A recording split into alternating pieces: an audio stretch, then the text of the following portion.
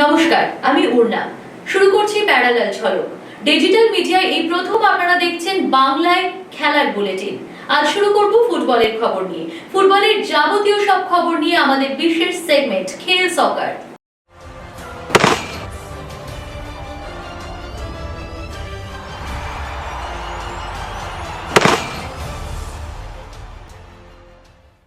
North east coach আগেই বলেছিলেন এই মোহামেডান এবারের আইএসএলে চমক দেবে। এই কথাটা যে একেবারেই ভুল নয় তা এফসি গোয়ার বিরুদ্ধে প্রমাণ করে দিল সাদা কালো ব্রিগেড। এটা যে তাদের প্রথম আইএসএল তা একবারের জন্য বুঝতে দেয়নি মোহামেডান। শেষ মুহূর্তে গোল না খেলে আইএসএলের প্রথম জয়টা হয়তো এদিনই তুলে নিত আন্দ্রে চেরনিসভের দল, কিন্তু তা হয়নি। গোয়ার সঙ্গে 1-1 গোলের ড্র।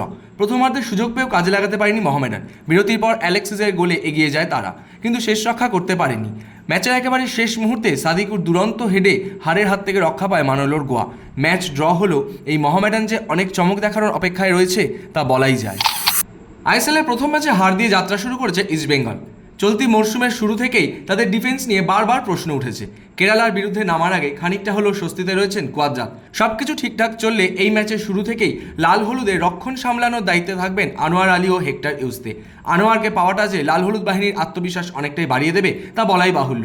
সেই সঙ্গে এই ম্যাচেও শুরু থেকেই থাকবেন দিয়ামান্টাকোস ও সউল ক্রেসপো। তবে মাদি দালালকে প্রথম থেকে খেলাবেন কিনা তা নিয়ে একটা সংশয় রয়েছে। কেরালা ব্লাস্টার্সকে হারিয়ে ইস্টবেঙ্গল জয়ের সরণিতে ফিরতে পারে কিনা সেদিকেই তাকিয়ে সকলে। Of course, we're going to fight for the 3 points. We come here to try to play a good game and to fight for the points. Yeah, we are just at the starting of the season. It's going to be the second match of the league, and it's true that we didn't get any point in the first game, but we were very close to get a result, and we have a very clear chance. প্রথম ম্যাচে হার দিয়ে যাত্রা শুরু করেছে ইস্টবেঙ্গল। গত ম্যাচে ভুল শুধরে এই ম্যাচ থেকেই ঘুরে দাঁড়াতে মরিয়া হয়ে রয়েছে লাল হলুদ বাহিনী। হোমওয়ার্ক সারা হয়ে গিয়েছে, এবার মাঠে নামার পালা। দলের সকলেই প্রস্তুত বলে জানাচ্ছেন কার্লেস কোয়াদ্রাত। প্রথম ম্যাচে কেরালাও জয় পায়নি। কোয়াদ্রাতের মতে ঘরের মাঠে তাদের থেকেও কেরালাই খানিকটা চাপে রয়েছে, সেই সুযোগ তিনি নিতে চাইছেন। So it's normal that when you're starting the season visiting a difficult pitch like Cantiliba or now visiting here the Stadium of Kerala are going to be very equal games, because they are also top teams in front of their supporters. Also they give an extra. So it's my main worry about tomorrow, that in front of the Manchapada fans we have to make a good job, because we have to try to get the points, knowing that Kerala is going to be under pressure also, and that they are going to fight a lot to get the points. গত 2 বছর কেরালা ব্লাস্টার্সের জার্সিতে খেলেছিলেন দিয়ামান্টাকোস। এবার সেই কেরালার বিপক্ষেই ইস্টবেঙ্গল জার্সিতে নামছেন তিনি। তাকে ঘিরে লাল হলুদ সমর্থকদের প্রত্যাশার পারদও চড়ছে। চেনা মাঠে এবার কেরালা তার প্রতিপক্ষ। যদিও অতীত নিয়ে ভাবছেন না দিয়ামান্টাকোস। 3 পয়েন্টের লক্ষ্যে রয়েছেন এই তারকা footballer. No, great feelings, because as I said before, I was 2 years here. I spent 2 years. I appreciate how they did me here, but now I'm in a new team, in a new club, and now I want to, me and my team win the game, and that's why I will fight. বন্যায় ভাসছে বাংলার বেশ কিছু এলাকা, বহু মানুষ দুর্গত। এবার দুর্গত মানুষদের পাশে দাঁড়াতে এগিয়ে এলো ইস্টবেঙ্গল ক্লাব। মুখ্যমন্ত্রীর ত্রাণ তহবিলে 15 লক্ষ টাকা দান করলো ইস্টবেঙ্গল। আমাদের বন্যা হয়েছে, আমরা সবই দুঃখিত আছি, অনেক প্রাণ নষ্ট হয়েছে, ওখানে কষ্ট পাচ্ছে। আমরা চাইছিলাম কিছু করবার। ইস্টবেঙ্গল ক্লাব সবসময় দাঁড়িয়ে আছে মানুষের সঙ্গে, মানুষের ক্লাব, মানুষের স্বার্থের জন্য আমরা সব কিছু করতে রাজি আছি।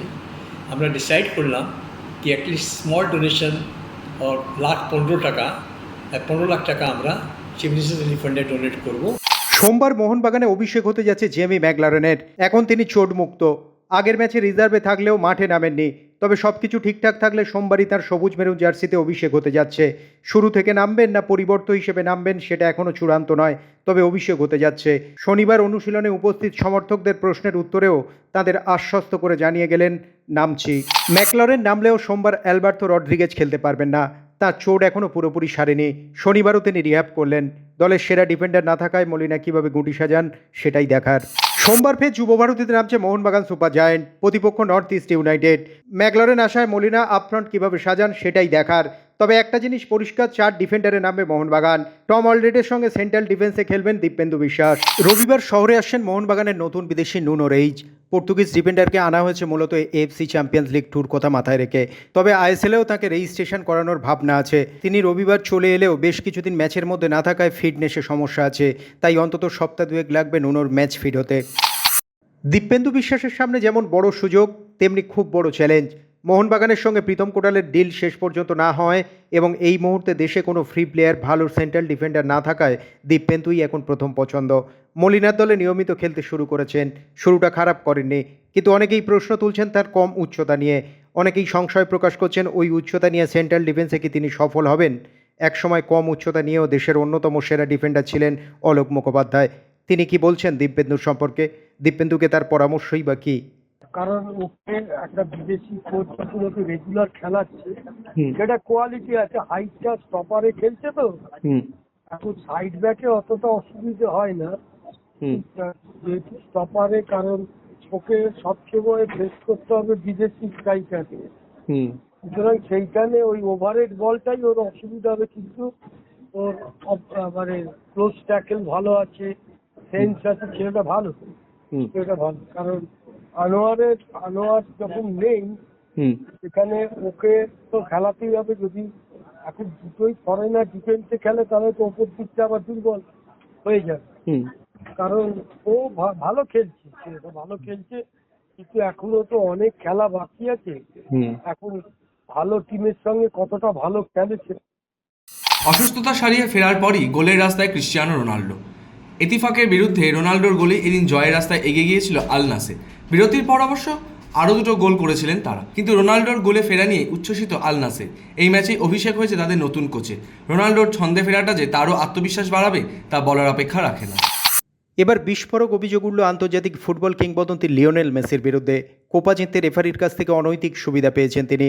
17 বছর আগের একটি ম্যাচ নিয়ে সম্প্রতি এই বিস্ফোরক স্বীকারোক্তি করেছেন ফিফার প্রাক্তন রেফারি কার্লোস চান্দ্রিয়া। তিনি জানিয়েছেন মেসির কাছ থেকে জার্সি পাওয়ার লোভে 2007 কোপা সেমিফাইনাল ম্যাচে মেসিকে হলুদ কার্ড দেখাননি তিনি। আর্জেন্টিনা যদিও সেবার কোপা জিততে পারেননি, কিন্তু তার মন্তব্য ঘিরে রীতিমতো শোরগোল পড়ে গিয়েছে। ফুটবলের পাশাপাশি এবার রূপলী জগতে পা রাখলেন লিওনেল মেসি। হলিউডে বড় বাজেটের প্রযোজনা সংস্থা খুলে ফেললেন তিনি নিজের জন্মস্থান 525 রোসারিওর নামে। সিনেমা, ওয়েব সিরিজ, তথ্যচিত্র, বিজ্ঞাপনী, ভিডিও সবই বানাবে এই সংস্থা। যদিও ইতিমধ্যে স্মাগলার এন্টারটেনমেন্ট নামে একটি সংস্থার সঙ্গে কাজ করেছেন মেসি, যারা 2টি তথ্যচিত্র বানিয়েছে বিশ্বকাপ জয়ী এই কিংবদন্তি তারকাকে নিয়ে। এবার তাদের সঙ্গে হাতে হাত মিলিয়ে নতুন জার্নি শুরু করলেন মেসি।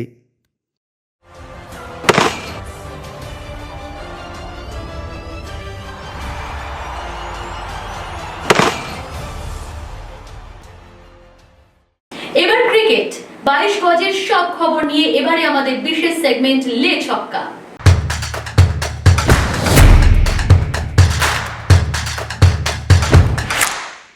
81 রানে 3 উইকেট নিয়ে তৃতীয় দিনে খেলা শুরু করে ভারত। এদিন পন্থের 128 বলে 109 রান এবং শুভমনের 176 বলে অপরাজিত 119 রানে ভর করে ভারত 4 উইকেটে 287 রান তোলে। বাংলাদেশের সামনে 515 রানের লক্ষ্যমাত্রা রেখে ইনিংস ডিক্লেয়ার করেন অধিনায়ক রোহিত শর্মা। দ্বিতীয় ইনিংসে শুরুটা খারাপ করেনি বাংলাদেশ। 2 ওপেনার জাকির হাসান এবং সাদমান ইসলাম যথেষ্ট আক্রমণাত্মক খেলছিলেন, কিন্তু জাকিরকে 33 রানে আউট করে প্রথম ধাক্কা দেন জসপ্রীত বুমরা। তৃতীয় দিনের শেষে বাংলাদেশের সংগ্রহ 4 উইকেট খুইয়ে 158 রান। ক্রিজে আছেন অধিনায়ক শান্ত এবং সাকিব আল হাসান। খারাপ আলোর কারণে 45 মিনিট আগেই খেলা শেষ করতে হয়। চতুর্থ দিনে টেস্ট জিততে ভারতের দরকার 6 উইকেট এবং বাংলাদেশের প্রয়োজন 357 রান। বাংলাদেশের বিরুদ্ধে দ্বিতীয় ইনিংসে সেঞ্চুরি, আর তাতেই মহেন্দ্র সিং ধোনির রেকর্ড ছুঁলেন ঋষভ পান্ত। ভারতীয় উইকেট কিপার ব্যাটার হিসাবে টেস্টে 6টি সেঞ্চুরি করলেন এই তারকা ক্রিকেটার। এর আগে একমাত্র ধোনির ঝুলিতেই ছিল 6টি সেঞ্চুরি, তবে ধোনি এই মাইলস্টোন ছুঁয়েছিলেন 90টি টেস্ট খেলে। সেখানে ঋষভ পান্ত টেস্টে 6টি সেঞ্চুরি করেছেন মাত্র 34টি টেস্ট খেলেই। বাংলাদেশের বিরুদ্ধে 128 বলে 109 রানের ইনিংস খেলেছেন ঋষভ পান্ত। সেঞ্চুরি দিয়েই টেস্টের মঞ্চে প্রত্যাবর্তন ঋষভ পান্থের। প্রথম ইনিংসে ব্যর্থ হলেও দ্বিতীয় ইনিংসে ঋষভের ব্যাট থেকে দেখা গিয়েছে 109 রানের সেঞ্চুরি ইনিংস। সেই ঋষভই মাঠে নামার আগে পুজো করছেন তার ব্যাটকে, যে ছবি ভাইরাল হতে খুব একটা বেশি সময় নেয়নি। তৃতীয় দিন মাঠে নামার আগে দেখা যায় ব্যাটকে নমস্কার করে পুজো করেই মাঠে নামছেন তিনি। শুধু তাই নয়, আরও একটা বিরল দৃশ্যও দেখল চিপক। তার প্রচণ্ড মারে যখন দিশাহারা বাংলাদেশ ফিল্ডিং, তখন তাদের ফিল্ডিং সাজিয়ে দিলেন ঋষভ পান্থী। বাংলাদেশের বিরুদ্ধে প্রথম ইনিংসে অর্ধশতরান পেলেও দ্বিতীয় ইনিংসে মাত্র 10 রানে সাজঘরে ফিরতে হয়েছিল যশস্বী জয়সওয়ালকে।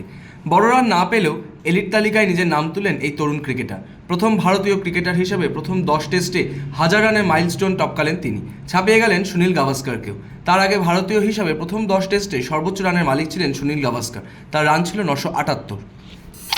ভারতীয় জার্সিতে বাংলাদেশের বিরুদ্ধে দ্বিতীয় টেস্ট খেলছেন বাংলার আকাশদীপ। চেন্নাইয়ে প্রথম ইনিংসেই সুযোগ এসেছিল হ্যাট্রিকের। পরপর 2 বলে জাকির হাসান এবং মোমিনুল হককে আউট করে জীবনের প্রথম টেস্ট হ্যাট্রিকের সামনে ছিলেন বাংলার এই পেসার, কিন্তু মুশফিকুর রহিম সেটা হতে দেননি। যদিও তা নিয়ে আক্ষেপ নেই আকাশদীপের, বরং তিনি অনেক বেশি হতাশ ভারতের হয়ে 30 বলে মাত্র 17 রান করে আউট হয়ে যাওয়ায়। ঘনিষ্ঠ মহলে এই আক্ষেপের কথা স্বীকারও করেছেন আকাশদীপ। আগামী বছর চ্যাম্পিয়ন্স ট্রফি আয়োজনের ব্যাপারে পাকিস্তান কতটা প্রস্তুত তা খতিয়ে দেখতে আইসিসি 5 সদস্যের প্রতিনিধি দল পাঠিয়েছে পাকিস্তানে। তারা করাচি, রাওয়ালপিন্ডি, ইসলামাবাদে গিয়ে প্রস্তুতি পর্ব এবং নিরাপত্তা ব্যবস্থা খতিয়ে দেখেছেন। এমনকি পাকিস্তান ক্রিকেট বোর্ডের চেয়ারম্যান মহসিন নকভির সঙ্গেও বৈঠক করেছেন প্রতিনিধি দলের সদস্যরা। প্রাথমিকভাবে তারা সন্তুষ্ট। পাকিস্তানে চ্যাম্পিয়ন্স ট্রফি আয়োজনে সমস্যা নেই বলেই জানিয়েছেন তারা, যদিও দুবাই ফিরে গিয়ে চূড়ান্ত রিপোর্ট দেবে আইসিসির প্রতিনিধি দল।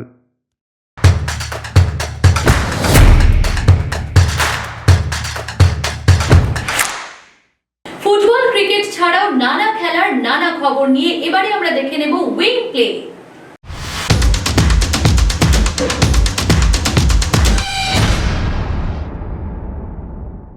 ভারতীয় পুরুষ হকি দলের অধিনায়ক Harmanpreet Singh FIH hockey stars অ্যাওয়ার্ডে FIH player of the year পুরস্কারের জন্য মনোনীত হয়েছেন। Test match, FIH hockey pro league, Paris Olympics এবং সদ্য সমাপ্ত এশিয়ান চ্যাম্পিয়ন্স ট্রফিতে তার অসাধারণ পারফরম্যান্সের জন্যই এই সম্মান পাচ্ছেন তিনি। 28 বছর বয়সী এই ভারতীয় ডিফেন্ডার এর আগেও একাধিক পুরস্কার পেয়েছেন। এফআইএইচ হকি স্টার্স অ্যাওয়ার্ড তার মুকুটে নিঃসন্দেহে নতুন পালক যোগ করল। চীন ওপেনে নজর কেড়েছেন ভারতের মেয়ে মালবিকা বানসাদ। ভারতীয় ব্যাডমিন্টনের পরিচিত নাম তিনি। ব্যাডমিন্টনে মহিলাদের সিঙ্গেলসে বিশ্বের 7 নম্বরকে হারিয়ে চমক দিয়েছিলেন তিনি। শুক্রবার অবশ্য কোয়ার্টার ফাইনালে দুবারের বিশ্ব চ্যাম্পিয়ন ইয়ামাগুচির কাছে পরাজিত হন তিনি। 23 বছর বয়সী এই তরুণীর লক্ষ্য বিশ্বের টপ 25 ব্যাডমিন্টন খেলোয়াড়ের তালিকায় নিজের জায়গা পাকা করা। বর্তমানে তিনি রয়েছেন 43 নম্বরে। অল ইন্ডিয়া চেস ফেডারেশনের অফিস থেকে নিখোঁজ গাপ্রিন দাসভিলি ট্রফি, যেটি 2022 সালে জিতেছিল ভারত। গত 1 মাসেরও বেশি সময় ধরে ট্রফিটির নাকি কোনো খোঁজ পাওয়া যাচ্ছে না। আন্তর্জাতিক চেস ফেডারেশন চলতি 2024 অলিম্পিয়াডের জন্য ট্রফিটি বুদাপেস্টে পাঠানোর অনুরোধ করলে বিষয়টি প্রকাশ্যে আসে। এআইসিএফ এর পক্ষ থেকে সাথে সাথেই পুলিশে অভিযোগ জানানো হয়। পুরো বিষয়টি নিয়ে ক্ষমা চাওয়ার পাশাপাশি একটি রেপ্লিকা ট্রফি পাঠানোরও ব্যবস্থা করা হয়েছে।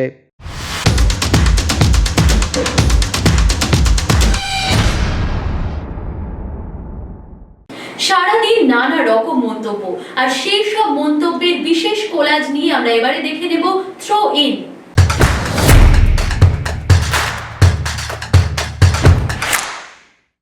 কোহলির জন্য আজ খারাপ লাগছে। আমি নিশ্চিত কোহলি বুঝতে পারিনি বল ওর ব্যাটে লেগেছিল। গিলের থেকে জানতে চেয়েছিল যে বল স্ট্যাম্পে লাগছে কিনা। গিল ওকে রিভিউ নেয়ার কথা বারবার বললেও ও সাজ করে ফিরে যায়। হয়তো দলের জন্য 3টে রিভিউ বাঁচিয়ে রাখতে চেয়েছিল। সবসময় হিংসে করি আমি জাদেজাকে। কি ঈশ্বর প্রদত্ত প্রতিভা ওর, কি অসামান্য ক্রিকেটার। নিজের ক্ষমতা দেখানোর সুযোগ করে নিয়েছে জাদেজা। মাঝে মাঝে ভাবি জাদেজা হতে পারলে বেশ হতো, তবে আমি নিজেকে নিয়েও খুশি। আমি নিজের একেবারে সেরাটা দেওয়ার চেষ্টা করি, বাকি কিছু নিয়ন্ত্রণ করার চেষ্টা করি না। প্রশংসায় ভেসে যাই না, পরীক্ষার মুখোমুখি হলে দমে যাই না। যেটা আমার হাতে আছে তার উপরে জোর দিই। ভারতের জার্সিতে খেলতে চেয়েছিলাম, তার জন্য কম পরিশ্রম করিনি। যতদিন পারবো নিজের সেরাটা দিয়ে যাব। বুমরার দক্ষতা অসাধারণ, তার সঙ্গে ও খুব বুদ্ধি করে বল করে। অনেকের প্রচুর দক্ষতা থাকে, কিন্তু মাথা না খাটাতে পারলে বুমরার মতো সফল হওয়া যায় না। এই দুটো একসঙ্গে থাকলে কি হতে পারে সেটা গোটা বিশ্ব দেখতে পাচ্ছে। প্যারালাল ঝলক আজ এ পর্যন্তই। আপনারা প্রতিদিন রাত 10টায় দেখতে থাকুন প্যারালাল ঝলক।